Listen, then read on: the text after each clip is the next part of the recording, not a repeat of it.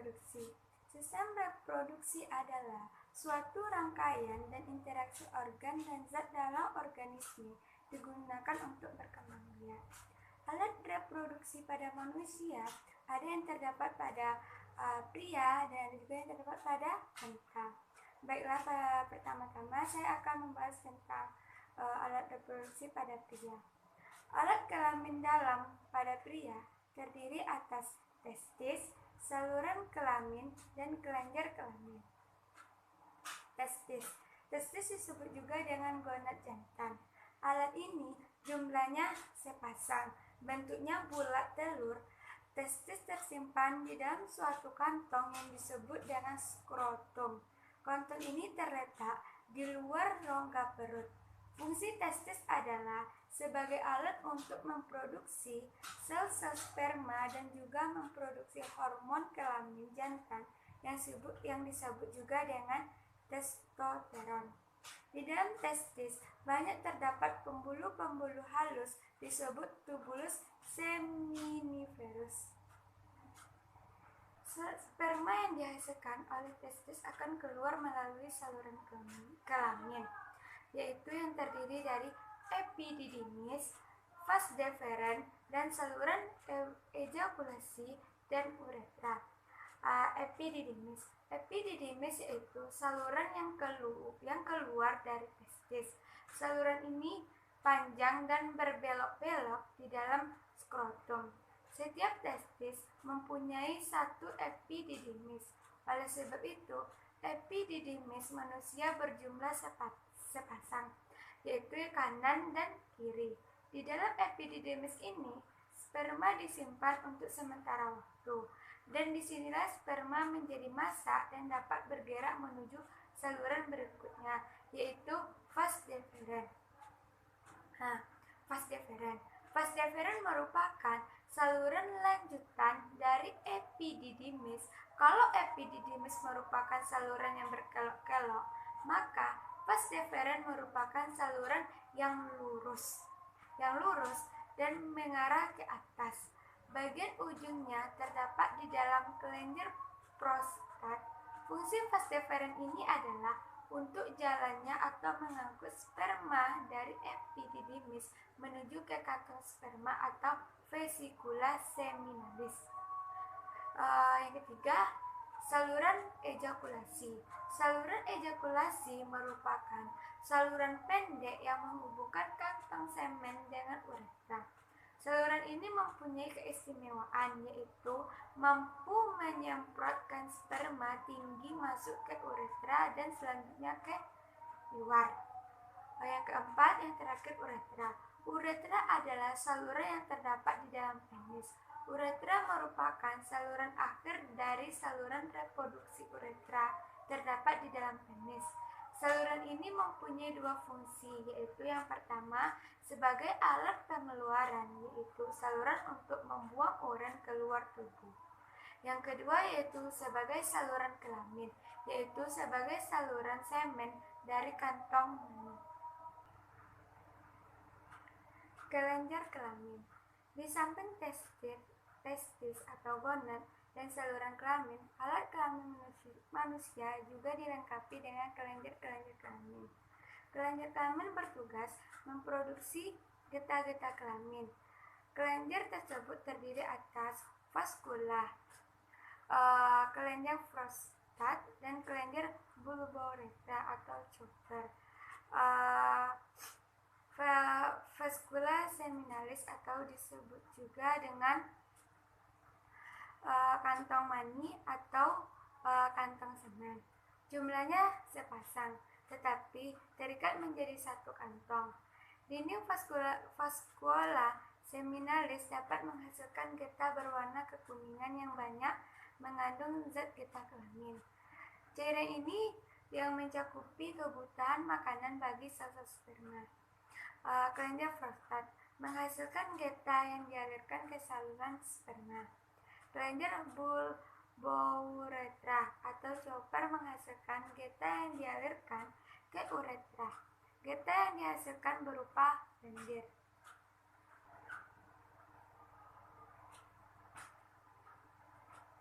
Sperma yang dihasilkan oleh testis setelah bercampur dengan getah-getah dari kelenjar kelamin akan membentuk suatu komponen yang disebut dengan semen.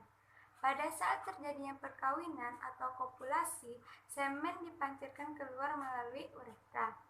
Alat kelamin luar. Alat kelamin luar pada pria terdiri atas penis dan skrotum. Penis merupakan alat kelamin luar yang penting untuk kopulasi atau persetubuhan. Kopulasi adalah hubungan kelamin antara pria dan wanita yang bertujuan untuk memindahkan semen ke saluran kelamin wanita. Di dalam penis terdapat uretra. Uretra yaitu saluran yang dikelilingi oleh jaringan erektil yang rongganya banyak dan banyak mengandung pembuluh darah. Apabila karena suatu hal rongga ini berisi penuh dengan darah, maka penis akan tegang dan mengembang disebut ereksi. Alat reproduksi pria melalui dapat berfungsi semenjak masa puber, yaitu lebih kurang usia 14 tahun sampai tua, selama manusia itu dalam keadaan sehat. Skrotum merupakan selaput pembungkus testis yang merupakan pelindung testis, serta mengatur suhu yang sesuai bagi spermatozoa. Mengenai alat reproduksi pada pria, perhatikan gambar ini. Yang pertama ada skrotum. Skrotum dikenal sebagai kantung pembungkus testis. Dapat memiliki kemampuan mengerut dan mengendur karena ada otot polos yang dinamakan dengan otot dartos. Skrotum juga dapat mengatur suhu bagi testis. Lanjut ke testis. Testis itu jumlahnya ada sepasang. Pada gambar ini terlihat satu karena posisinya dari samping. Testis ini yang berperan sangat penting untuk menghasilkan sperma. Sperma dibentuk di tubulus seminiferus. Di sini juga bisa dihasilkan hormon, yaitu hormon estrogen yang dihasilkan oleh sel Sertoli dan hormon testosteron yang dihasilkan oleh sel Leydig. Kedua sel ini berada pada testis. Jadi di testis ada 3 komponen. Yang pertama tubulus seminiferus, tempat pembentukan sperma. Yang kedua ada sel Sertoli untuk menghasilkan estrogen dan ada sel Leydig untuk menghasilkan testosteron.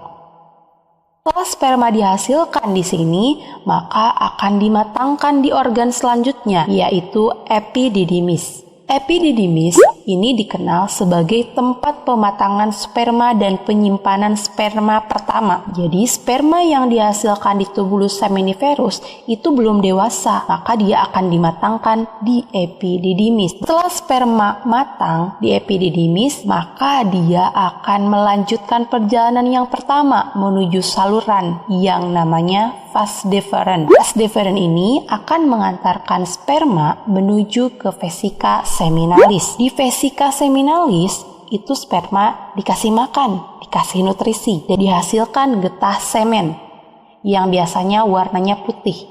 Jadi semen terbanyak itu dihasilkannya di vesika seminalis. Setelah itu dia akan menuju ke kelenjar prostat. Kelenjar prostat ini tempat bertemunya saluran sperma dengan saluran urin. Jadi saluran laki-laki itu cuma satu. Saluran sperma dan sel urin akan bertemu di kelenjar prostat. Nah, setelah itu dia akan menuju kelenjar Cowper. Kelenjar Cowper ini menghasilkan getah basa bagi sperma. Tahap terakhir akan menuju ke penis untuk dikeluarkan. Di penis itu ada bagian yang namanya jaringan erektil yang nantinya akan membuat penis mampu berelaksasi dan berkontraksi. Di penis juga ada bagian yang namanya bagian kepala yang namanya gland penis. Di gland penis ada bagian yang namanya kulit pelindung yang akan dipotong sewaktu sirkumsisi atau khitan. Inilah alat reproduksi pada pria. Baiklah kepada teman-teman, tadi kita sudah membahas tentang alat reproduksi pada laki-laki atau pria. Bila sekarang kita akan membahas tentang alat reproduksi pada wanita. Alat kelamin luar pada wanita yaitu terdiri atas vulva, labium, saluran urin, dan saluran kelamin. Vulva. Vulva yaitu suatu celah paling luar dari alat kelamin wanita. Dapat dibagi menjadi dua, yaitu labium mayor dan labium minor. Labium mayor merupakan sepasang bibir yang terletak di bagian luas dan membatasi vulva. Di depan labium mayor terdapat tonjokan kecil yang disebut dengan klitoris atau kelentir. Pada klitoris terdapat jaringan erektil sehingga dapat bereaksi seperti halnya penis pada laki-laki. Yang kedua, labium minor. Labium minor merupakan sepasang bibir kecil yang terletak di bagian dalam dan membatasi vulva. Ke dalam vulva bermuara dua saluran, yaitu saluran urin atau uretra dan saluran kelamin atau vagina. Vagina merupakan saluran akhir dari saluran kelamin. Terdapat sebuah lipatan kulit menutupi sebagian lubang vagina. Lipatan kulit tersebut disebut dengan himen atau selaput darah. Alat kelamin dalam pada wanita terdiri atas ovarium atau dinding telur, saluran kelamin dan vagina atau liang peranakan. Ovarium umumnya ovarium seseorang wanita berjumlah sepasang atau dua. Saluran bentuknya seperti telur, terdapat di dalam rongga badan, di daerah pinggang, di sebelah kiri dan kanan tulang kemudi. Di dalam ovarium terdapat kelenjar buntu penghasil hormon dan sel tubuh yang bertugas membentuk sel telur dan ovum. Sel tubuh penghasil sel telur ini disebut dengan folikel. Estrogen yang berfungsi untuk mempertahankan sifat sekunder pada wanita serta juga membantu dalam proses pematangan sel ovum. Progesteron yang berfungsi dalam memelihara masa kehamilan. Fimbriae merupakan serabut atau silia lembut yang terdapat di bagian pangkal ovarium, berdekatan dengan ujung saluran oviduct. Berfungsi untuk menangkap sel ovum yang telah matang yang dikeluarkan oleh ovarium. Infundibulum merupakan bagian ujung oviduct yang terbentuk corong atau membesar dan berdekatan dengan fimbriae.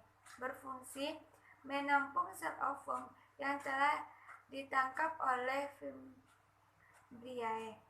Tuba Fallopi merupakan saluran memanjang setelah infundibulum yang bertugas sebagai tempat fertilisasi dan jalan bagi sel ovum menuju uretrus dengan bantuan silia pada dindingnya. Oviduct merupakan saluran telur berjumlah sepasang, yaitu kanan dan kiri. Berfungsi sebagai tempat fertilisasi dan jalan bagi sel ovum menuju uterus dengan bantuan sila pada dindingnya.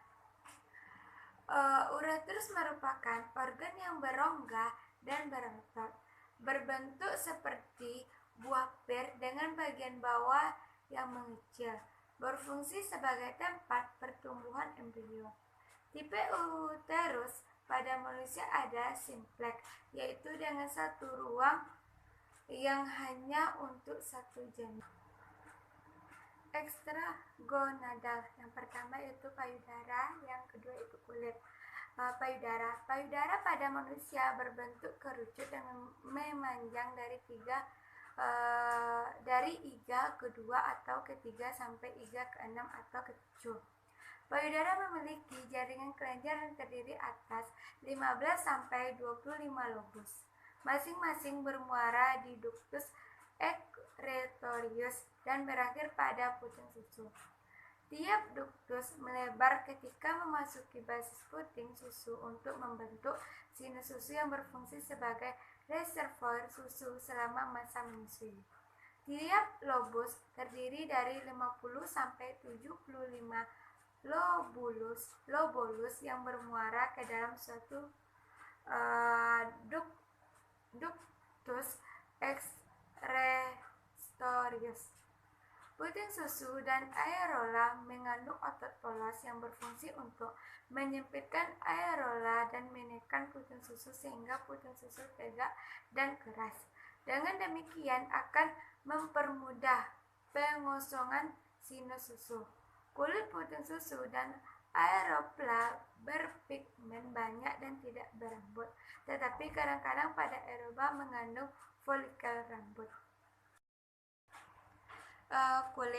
Kulit di berbagai area tertentu tubuh, kulit memiliki sensitivitas yang lebih tinggi dan responsif secara seksual. Misalnya, kulit di bagian bokong dan lipat pada dalam protein di kulit mengandung feromone atau sejenis metabolit steroid dan keratinosis epidermal lemak yang berfungsi sebagai parfum daya tarik seksual. Feromone juga ditemukan juga dalam urin, plasma, keringat, dan kelenjar air liur. Faktor-faktor yang mempengaruhi proses fisiologis sistem reproduksi manusia itu terdiri dari faktor organobiologik.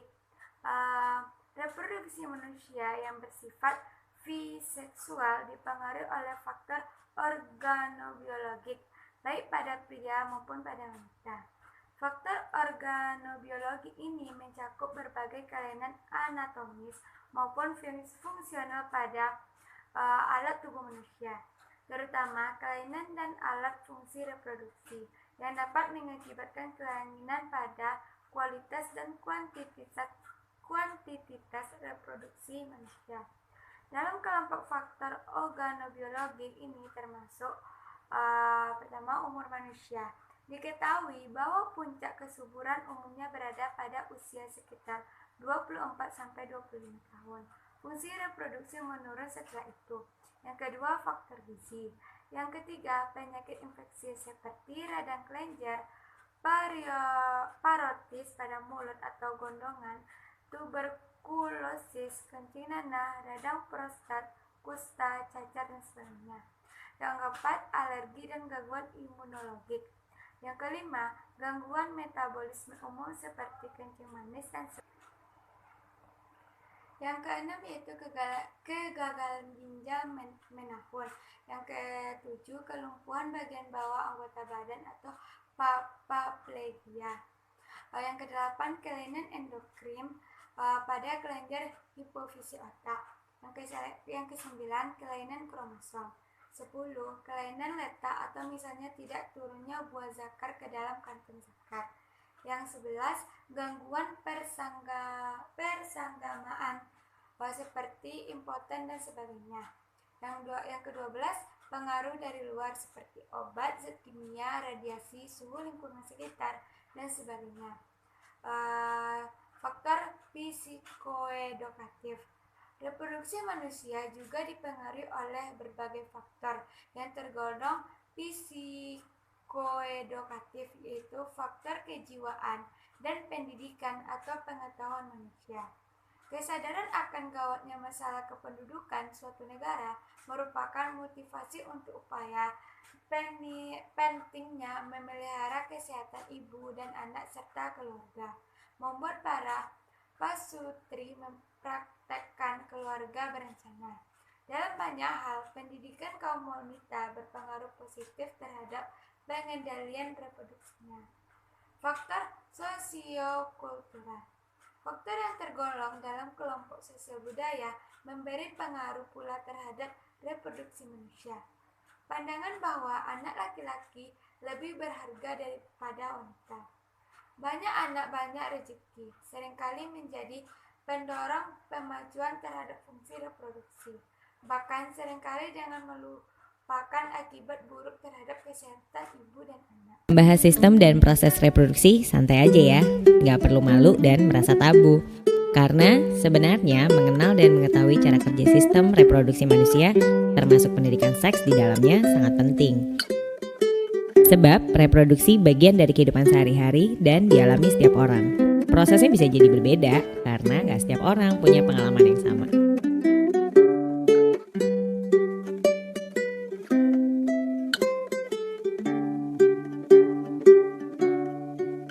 reproduksi wanita terdiri dari ovarium atau disebut juga indung telur, uterus, biasa disebut juga dengan rahim, dan vagina.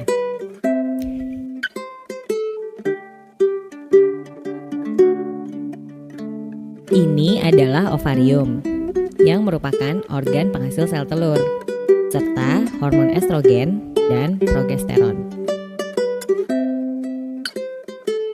Hormon estrogen berfungsi mempengaruhi timbulnya tanda-tanda kelamin sekunder pada wanita, seperti kulit menjadi semakin halus, suara menjadi lebih tinggi, tumbuhnya payudara, dan pinggul membesar.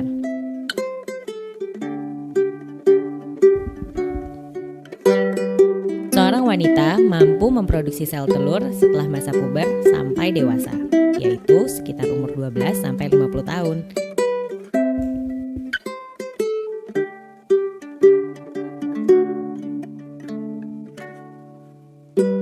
Setelah usia sekitar 50 tahun, seorang wanita tidak produktif lagi, yang ditandai dengan tidak mengalami menstruasi. Masa tersebut dinamakan menopause.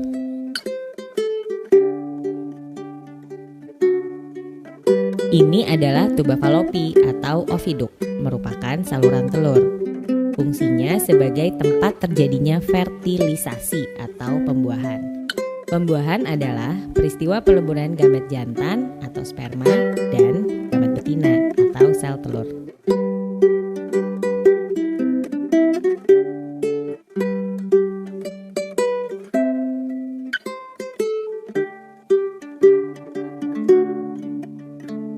Ini uterus atau rahim, merupakan tempat tumbuh dan berkembangnya janin.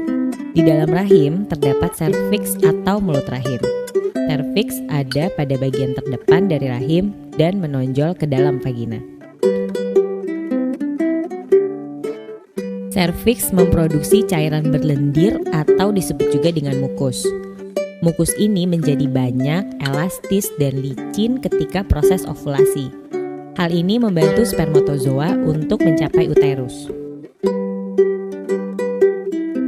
Saluran yang berdinding tebal ini akan menipis dan membuka saat proses persalinan dimulai. Di dalam rahim juga terdapat lapisan endometrium.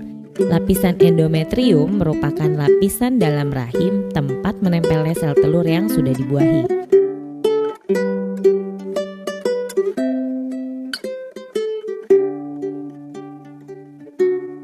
Ini adalah vagina.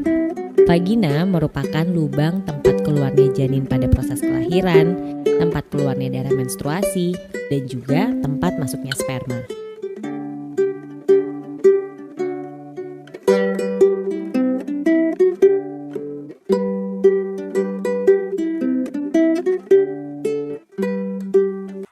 Hormon-hormon pada sistem reproduksi.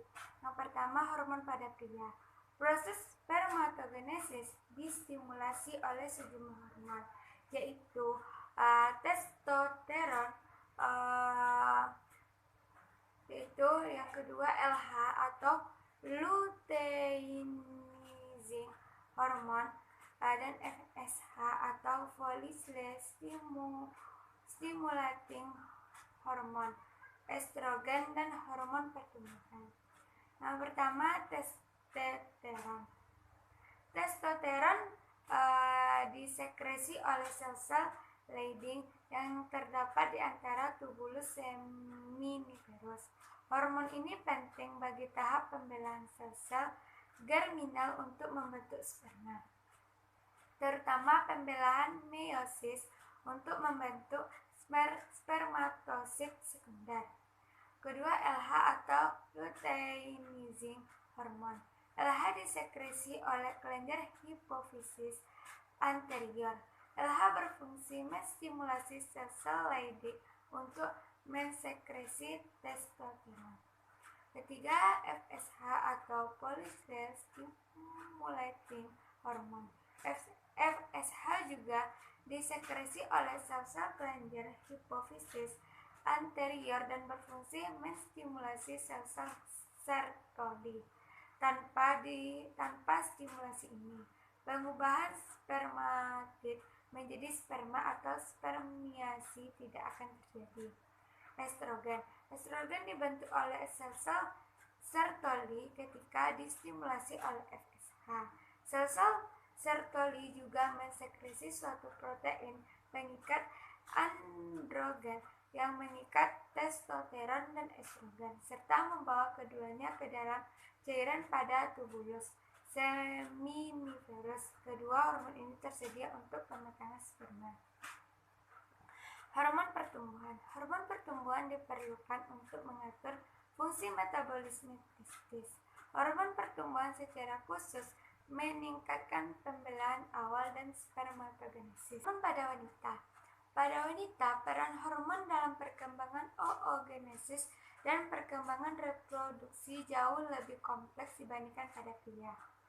Salah satu peran hormon pada wanita dalam proses reproduksi adalah dalam siklus menstruasi. Pertama, estrogen. Estrogen dihasilkan oleh ovarium. Ada banyak jenis dari estrogen, tapi yang paling penting untuk reproduksi adalah estradiol.